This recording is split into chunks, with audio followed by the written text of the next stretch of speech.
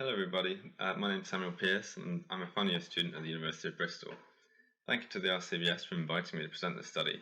This is a project that I did for my intercalated Masters of Research in 2019 and 2020. So part of the reason prompting this research is because there was an outbreak of E. coli 157 in humans linked back to venison products. And relatedly, there's been a couple of cases of bovine TB in pet cats from a raw food diet.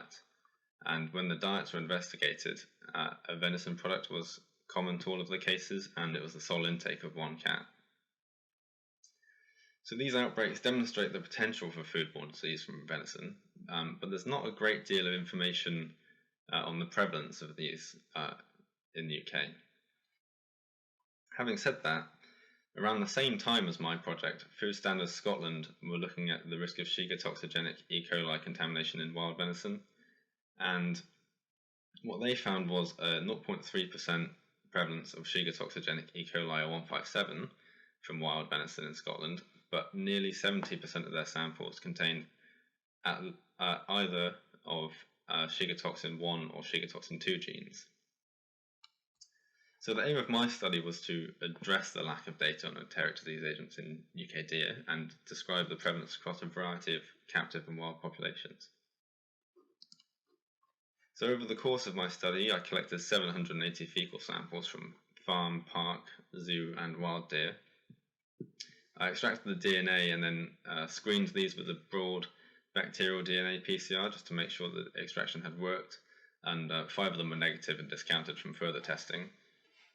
And then subsequently, the samples were screened for Campylobacter species, Clostridium perfringens toxins, E. coli toxins and virulence factors, Mycobacterium avium subspecies Paratuberculosis, Salmonella and Yersinia species.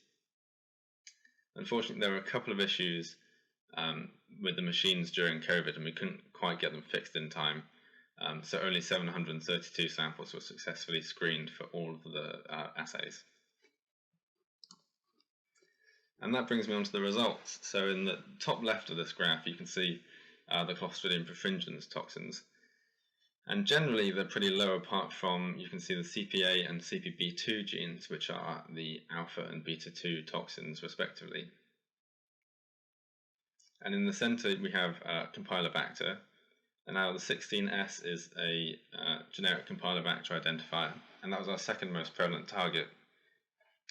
But the other two genes here identify Campylobacter jejuni and Campylobacter coli, which are the most commonly associated foodborne species, and as you can see, they're very low in comparison. So on the top right, we have the E. coli genes we looked at, and the ASTA gene, which is a toxin, was our most prevalent target overall. As you can see, it's particularly more so in wild deer. And the interesting thing about E. coli is when we look at the Shiga toxin genes, for Shiga toxin 1, we can see the farmed deer have a higher prevalence, but then Shiga toxin 2, although farmed have a higher prevalence than park or zoo deer, the wild deer have a higher prevalence again. But having said that, the prevalence of both of these genes is much, much lower than that's found in the Food Standards Scotland's report.